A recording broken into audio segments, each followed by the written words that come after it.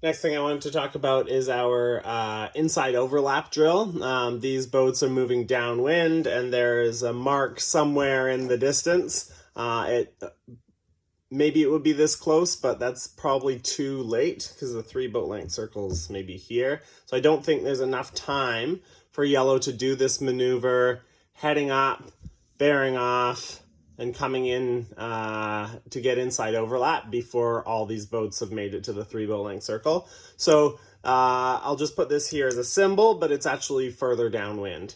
So in our drill, the most outside boat, this being inside overlap on a port mark rounding, the outside most boat, we talk about slowing down and then coming in behind, but actually it's a little more effective if you get more speed. You just direct that speed off to one side and off to the other side, and then try to transition the speed to downwind.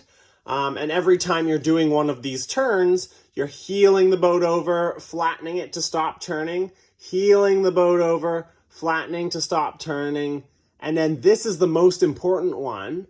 You heel the boat to this side, you heel the boat over to that side, and then to avoid turning all the way into yellow, you flatten the boat to go straight. And that last little flatten pump helps you get overlap. So that's what I was talking about on the water when I was saying turn using heel, turn using heel. So the more complicated a scenario you get into, in the last video I was talking about a situation where you had to tack 3 times, or in this situation where you're turning and turning and turning and trying to maneuver close to other boats. The more complicated a situation gets, the more important it is to use rock and roll. A lot of people will forget to roll the boat and just jam their tiller when things get stressful, but then they're stressful because you're around other boats. And if you're using tiller instead of roll, you're going to drop back. You try this and you actually end up back here, and you've just haven't helped yourself at all. So that was one thing I wanted to talk about. The other thing, maybe I'll just talk, this was called the Top Gun drill in Canada, because in the original Top Gun movie, they say hit the brakes and let them fly right by. So you had the fighter planes, and Red was going to shoot Green, and then Green hit the brakes, let Red fly right by, and then got Red in their sights. So this is the Top Gun drill because you go from being the vulnerable boat to being the boat with all the power. So kids didn't know Top Gun in the 2000s, but now maybe people know it again. Anyway, I haven't seen the new movie. The thing I wanted to talk about is how the Top Gun drill plays out in real life. So you're sailing downwind towards a mark. This boat breaks or gets enough room to turn and then comes in here. But blue is probably not going to let this happen, right? Green has to give themselves space so that they can get behind blue. So if green heads up, blue is probably also going to head up, especially in this situation where they're both on starboard. But let's put them on port.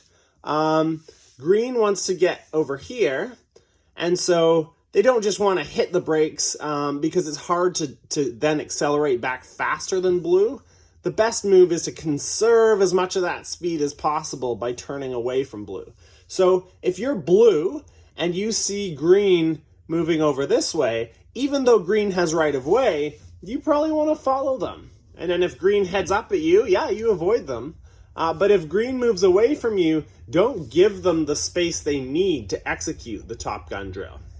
But maybe you don't notice it, or maybe you're fighting with another boat and green goes over here and then they start coming back. Again, this is an opportunity for blue to notice green's trying to get them.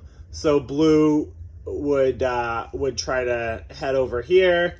And so would blue go there forever? No, at some point blue would jibe and try to come into the 3 boat length circle at a position where it would be very difficult for green to sail all the way around blue to get inside overlap before the 3 boat length circle. So the defense against the top gun drill, first, don't give them room to get inside of you, and second, if they try, you sail all the way to the edge of the course and then jibe at a sharp angle, coming back into the mark.